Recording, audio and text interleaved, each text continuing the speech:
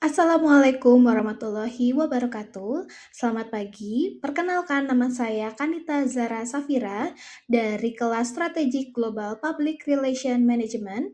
Hari ini saya akan menjelaskan atau mempresentasikan pratesis saya yang berjudul Persepsi Publik terhadap Efektivitas Komunikasi Pemerintah dengan menggunakan studi kasus dari peluncuran Danantara.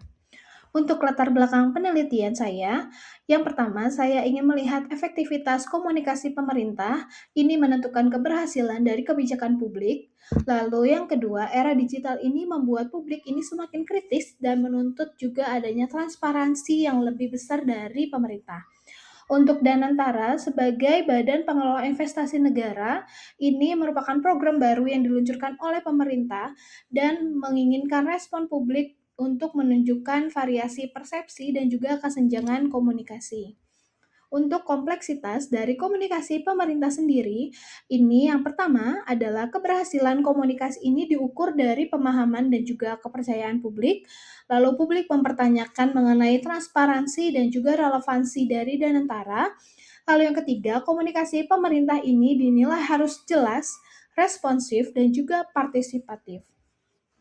Untuk rumusan masalah yang saya angkat, yang pertama adalah bagaimana persepsi publik ini terhadap efektivitas komunikasi pemerintah sendiri, lalu faktor apa yang mempengaruhi pembentukan persepsi publiknya, dan juga strategi komunikasi pemerintah ini apakah sudah tepat dan mempengaruhi pemahaman publik yang lebih baik. Untuk paradigma dan tradisi penelitian saya, untuk paradigmanya saya menggunakan paradigma interpretif di mana perlu untuk memahami makna yang dibangun oleh publik dengan menggunakan metodenya adalah wawancara mendalam dan juga analisis konten-konten yang ada di digital untuk melihat dan juga memahami persepsi yang ada. Dan juga untuk tradisinya, saya menggunakan sosiopsikologis yang fokus pada proses informasi dan juga respon publik dari peluncuran Danantara ini. Untuk tujuan penelitian, tujuannya adalah menganalisis pemaknaan publik terhadap pesan komunikasi, juga mengidentifikasi faktor pembentukan persepsi publik, mengevaluasi efektivitas strategi komunikasi pemerintah yang digunakan, dan juga mengidentifikasi kesenjangan pesan dan juga interpretasi yang ada di publik. Juga terakhir memberikan rekomendasi strategis kepada pemerintah.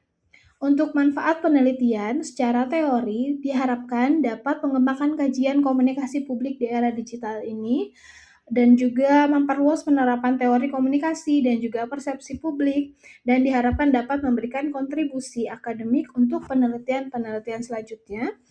Untuk sosial, diharapkan dapat meningkatkan literasi publik mengenai komunikasi pemerintah sendiri dan juga menguatkan hubungan antara pemerintah dengan masyarakat. Untuk praktisnya, saya memberikan rekomendasi strategis komunikasi juga untuk membantu memahami faktor penerimaan publik dan memperbaiki kualitas pesan, saluran, dan juga keterlibatan publiknya. Untuk teorinya, saya mengambil 5 teori yang saya rangkum.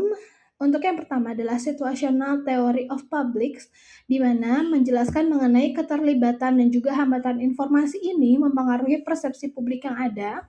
Juga untuk teori kedua, Government Public Communication Theory, di mana pemerintah ini dinilai perlu untuk konsisten dan juga transparan kepada publik.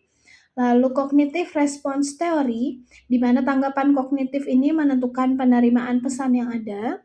Lalu Digital Governance Communication Framework, ini komunikasi digital ini harus responsif dan juga interaktif kepada publik.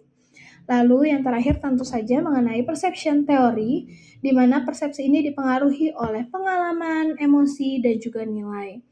Demikian yang dapat saya sampaikan dalam presentasi pratesis pada hari ini. Terima kasih. Assalamualaikum warahmatullahi wabarakatuh.